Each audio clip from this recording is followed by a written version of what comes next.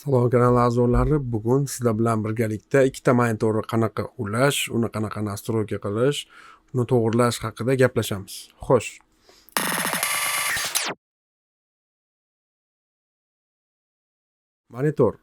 Monitor bilamizki, barchamizda har qanday ishda bo'lsin, xoh o'yin, xoh ofis ishlari, monitor hozirgi kunda asosiy rol o'ynamoqda. Oldin monitor bo'lsa bo'ldi edi. Hozirgi kunda monitorni ham turli IPS, LCD shu kabi turlari bor. Xo'sh.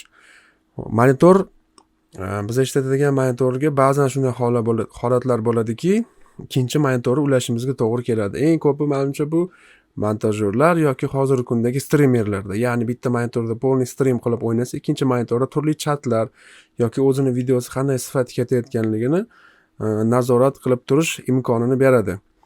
Ya'ni hozirgi kunda ikkita monitor yoki uchtalab monitor ishlatish oldingiga qaraganda odatiy hol bo'lib qolmoqda. O'zim ham shaxsan ikkita monitor ishlataman. Hozir e'tibor berib qarayotgan bo'lsangiz ham, monitorim meniki o'zi 34 tali monitor. Bunaqa uzunasiga panoramli. Bunaqa aytganda 16 ga 9 nisbatdagi emas, 21 ga 9 shirokouгольный ultrawide monitor. Shu 34 ta monitor ba'zan kamlik qilib yoniga 23 tali monitor ulab olganman. Ya'ni bu yana ham ish sifatini oshishi va tezroq ishlashiga yordam beradi. Xo'sh. Mana bitta monitor kompyuterga ulangan. Uni yoniga yana qo'shimcha monitor ulamoqchimiz. Bunda birinchi gal nimaga e'tibor qaratish kerak? Birinchi galda e'tibor qaratish kerak bo'lgan narsa bu sizlarning videokartangiz. Chunki monitorlar baribir videokartaga ulanadi. Shaxsan o'zim ishlatadigan hozirgi kunda videokartam GTX 660 quyidagi ko'rinishdagi videokarta. Unga 4 ta monitor ulasa bo'ladi. Mana ko'rib turganingizdek HDMI to'g'roq agar chapdan boshlaydigan bo'lsa, bitta display port, ya'ni 4K поддержка qiladigan ulash yo'li. Undan keyingisi HDMI va ikkita DVI. Albatta faqatgina bu ko'rinishiga qarab emas, videokartani internetga kirib ma'lumot olib, shundan so'ng bilsak bo'ladi. Misol uchun, mana men o'zimga gigabayt GTX 666 deb yozdim. Любой saytga kirib texnik xarakteristikasini bilib olsak bo'ladi. Misol uchun hozir bu yerda mana pastga tushamiz. Bularga e'tiboringlarni qaratinglar. Mana количество подключения одновременно мониторов. Ya'ni 4 ta monitorni ulasa bo'ladi. Mana HDMI display port va ikkita DVI. Sizlar ham videokartalarni avvalambor shu shunaqa xarakteristikasini internetdan o'qinglar, nechta monitor ko'ra oladi, shunga qarab monitorlarni ulasanglar bo'ladi. Xo'sh, monitorlar ulanishiga kiradigan bo'lsak, meniki birinchi asosiy mana shu 34 tali monitorim HDMI ga ulangan. Har doim iloji bo'lsa yuqori sifatligi birinchi asosiy monitorni ulab olinglar. Ikkinchisiga esa menda DVI ulangan. Shunchaki ikkalasini ham tiqib qo'yganman. Shundoq monitor o'zi ko'rsatishni boshlaydi. Hech qanaqangi bir ortiqcha muammolarsiz ikkitasini shu videokartaga ulashinglar bilan ko'rsatishni boshlaydi. Ana endi qaysi birini birinchi asosiy monitor qilish, qaysi birini ikkinchi monitor qilish yoki ikkalasida ham bir xil ma'lumotni ko'rsatish yoki ikkalasini bitta monitor qilib, ya'ni umumiy uzun shirokouгольный monitor qilib ishlatsa ham bo'ladi. Xo'sh, ana endi men shaxsan tajribamdan kelib chiqib o'tadiganim, ikkita monitor ishlatmoqchi bo'lsanglar, iloji boricha ikkalasi ham bir xil bo'lsin. Misol 23 tali, ikkita 24 tali. Bundan tashqari faqatgina monitor 24 tali emas, ularning o'lchamlari, ya'ni ikkalasi ham Full HD bo'lsa, to'g'rog'ini qilib aytganda ikkalasi ham bir xil monitor bo'lsa, bu sizlar uchun ham, sog'lig'ingiz uchun ham ancha yaxshiroq. Misol bittasi IPS, bittasi LCD bo'lsa, IPS dan LCD monitorga qaraganda ko'zinglarni og'ritib qo'yishi mumkin. Va avvalo ikkala monitorni ham o'zingizlarga qulay qilib, ikkalasini ma'lum bir xil gradusda qilib burchak ostida joylashtirib olsanglar, har safar kallani chapdan o'ngga qaratib emas, shunchaki ko'z o'zida chapdan o'ngga qaratib ishlash imkoniyatini yaratadi. Ana endi ulagandan keyin mana monitorni hozir men ekran hozir to'lig'ini ko'rsataman sizlarga. Faqatgina bu yerda 34 tali monitor ko'rinib turibdi. Men sizlarga umumiy ikkita monitor ulaganimda qanaqa ekran hosil bo'lishini ko'rasizlar hozir.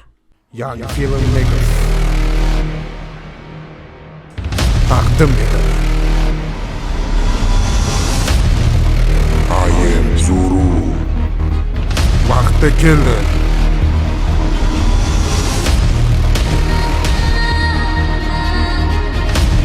effekt proyektlar bilan ishlash.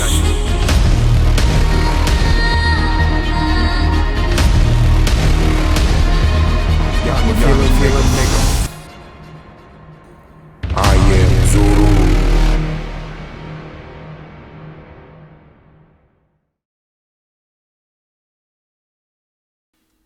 Mana hozir sizlar ko'rib turganinglar mani umumiy monitorlarim bir-biriga ulangandagi holat. Ya'ni chap tarafdagida asosan bundoq aytganda ko'proq montaj bilan shug'ullanganim uchun chap taraf monitorimni полный timeline ga berib yuboraman. O'ng tarafidagi monitorni esa preview qilib, ya'ni rang berganda, turli effekt tashlaganda kattaroq qilib ko'rinib turadi. Shuning uchun ishlataman. Hozir buni qanaqa nimasini ko'rsatib o'taman. Ikkita dasturda yordamida ko'rsataman. Bittasi Premiere Pro, ikkinchisi DaVinci. Mana ko'rib turganinglardek, men shuncha uzun monitorni ishlatishim asosiy sababi yoniga qo'shimcha ikkinchi monitor ulaganim sabab ba'zan ko'plab montajda bunaqa uzun timeline'dagi juda ham ko'plab audio, video qatorlar ko'payib ketadi. Bundan tashqari bir vaqtda o'zida menga har doim effect controls, effekt mana kerakli fayllarni olib ishlash, qolaversa rangi shuncha shodda o'zida o'zgartirib ketish yoqadi. Shuning uchun bu monitorni to'liq noqib aytganda ishchi maydon qilib qo'yganman. Ikkinchi tarafdagi monitorda esa har doim natijasini ko'rib turish yoqadi. Ya'ni buni full ekranda, ya'ni full screenda ko'rib turish yoki mana kontrol bilan yana bosib qo'yib bunaqa ko'rishim ham menga ancha qulay va noqib aytganda udobniy hisoblanadi. Keyingisi DaVinci'da ikkinchi monitor juda ham kerak. DaVinci ishlatish biladiganlar ham bu fikrimga qo'shilsa kerak. Hozir DaVinci'ni ham ko'ramiz. Ikkinchi monitor qanaqa ishlatilishini. Mana DaVinci'ni ko'rinishi, ya'ni bu color ya'ni color correction, color grading bo'ladigan oynasi hisoblanadi. Chunki DaVinci'da ikkinchi monitor nimaga kerak deyotganim sababi uni bunaqa ko'rib turadigan preview monitori juda ham kichkina hisoblanadi. Shuning uchun bunaqa ikkinchi monitor qilib ulab olsaydik, ikkinchi monitorda ayniqsa rang bilan ishlayotganda bittalab yuzga maskalar berib, nuqta bilan ishlash jarayonida bu ikkinchi monitor juda ham qo'l keladi. Xo'sh, ya'ni endi bu monitorlarni qanaqa nastroyka qilib olamiz? Parametr ekranga kiramiz. Hop, mana e'tibor qaratsanglar, mana uje menda ikkita monitor bor deb ko'rsatyapti Windows 10. Ya'ni bittasi bunaqa uzun monitor, ikkinchisi mana har doimgidek odatiy monitor. Mana bu yerda nastroykalarga tushsak, mana birinchi monitor menda 2560 ga 1080 o'lchamda, ya'ni bundoq aytganda ultrawide ekranda turibdi. Mana endi monitorlarni nastroykasiga keladigan bo'lsak, mana расширить эти экраны deb turibdi. Mana ya'ni degani bu umumiy ekrandagi ma'lumotlarni ikkiga bo'lib ishlatish degani. Misol uchun men birorta